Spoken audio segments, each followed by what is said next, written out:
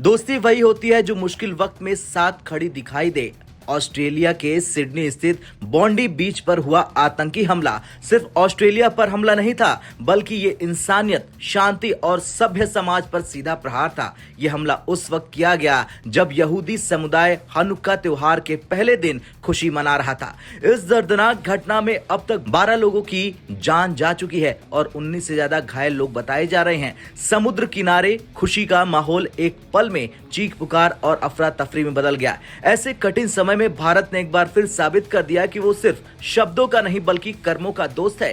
प्रधानमंत्री नरेंद्र मोदी ने इस भयानक आतंकवादी हमले की कड़ी निंदा करते हुए कहा, भारत इस दुख की घड़ी में ऑस्ट्रेलिया के लोगों के साथ मजबूती से खड़ा है। प्रधानमंत्री मोदी ने साफ शब्दों में कहा कि भारत आतंकवाद के खिलाफ जीरो टॉलरेंस पॉलिसी अपनाता है। उन्होंने ये भी दोहराया कि आतंकवाद किसी धर्म, किसी समुदाय या किसी देश की समस्या नहीं है, बल्कि ये पूरी मानवता के खिलाफ अपराध है। पीएम मोदी का ये संदेश सिर्फ ऑस्ट्रेलिया के लिए नहीं बल्कि पूरी दुनिया के लिए था। आतंक के खिलाफ कोई समझौता नहीं, आतंक के हर रूप और हर तरीके के खिलाफ सख्त कार्रवाई और दोस्तों के साथ संकट में कंधे से कंधा मिलाकर खड़े रहने का संकल्प।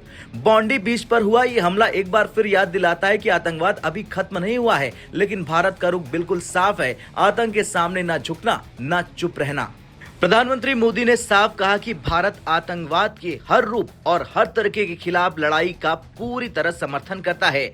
आतंकवाद किसी धर्म, किसी समुदाय या किसी देश की समस्या नहीं, बल्कि ये पूरी मानवता के खिलाफ अपराध है। ये बयान ऐसे समय आया जब ऑस्ट्रेलियाई अधिकारियों ने साफ कहा कि बॉन्डी बीच की घटना को आतंकी हमला घोषित किया गया है। New South Wales police commissioner ने कहा कि जिस तरह से ये हमला योजनाबद्ध तरीके से किया गया है और जिस तरह से हथियारों का इस्तेमाल हुआ है, उसे देखते हुए किसी भी तरह का संदेह नहीं है। न्यू साउथ वेल्स के प्रीमियर क्रिस मिन्स ने भी माना कि यह हमला सीधे तौर पर सिडनी के यहूदी समुदाय को निशाना बनाकर किया गया। त्योहार के दिन खुले सार्वजनिक स्थल पर निर्दोष लोगों पर हमला यह आतंकवाद की सबसे कायराना और क्रूर शक्ल है। भारत का ये रुख इसलिए भी अहम है क्योंकि भारत खुद दशकों से आतंकवाद का दर्द झेलता आया है। भारत जानता है कि जब निर्दोष लोगों को निशाना बनाया जाता है तो उसका असर सिर्फ पीड़ितों तक सीमित नहीं रहता, बल्कि पूरे समाज को झकझोर देता है। शायद यही वजह है जब ऑस्ट्रेलिया जैसे करीबी दोस्त देश पर हमला होता है तो भारत बिना किसी हिचक के उसके साथ खड़ा नजर आता है।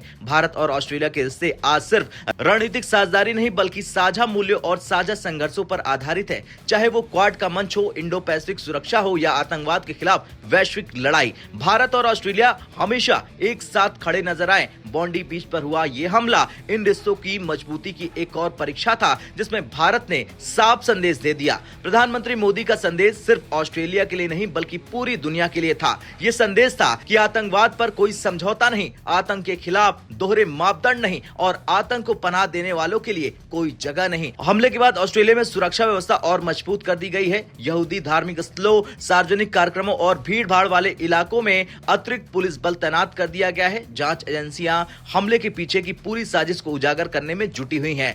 आज सवाल सिर्फ ऑस्ट्रेलिया का नहीं, सवाल पूरी दुनिया का है। अगर लोकतांत्रिक देश एकजुट होकर आतंकवाद के खिलाफ मजबूत रुख नहीं अपनाते तो आतंकियों का हौसला बढ़ जाता है। भारत का बिल्कुल रुख साफ है कि आतंकवादी चाहे कहीं के भी हो, किसी भी नाम के हो, भारत उसके खिलाफ खड़ा रहेगा, दोस्त देश के साथ खड़ा रहेगा और भारत दूसरी तरफ हमेशा अपने मित्र देशों के साथ खड़ा रहेगा और निर्दोषों के खून के आगे कभी खामोश नहीं रहेगा। बॉन्डी बीच पर बहा खून हमें याद दिलाता है कि आतंकवाद अभी खत्म नहीं हुआ, लेकिन यह भी उतना ही सच है जब भारत जैसे देश खुलकर जीरो टॉलरेंस की नीति पर चलते हैं तो आतंकवाद की जड़ें कमजोर हो जाती है। दोस्ती की असली पहचान मुश्किल वक्त में होती है और इस मुश्किल वक्त में भारत ने एक बार फिर साबित कर दिया कि वो ऑस्ट्रेलिया का सच्चा और भरोसेमंद दोस्त है।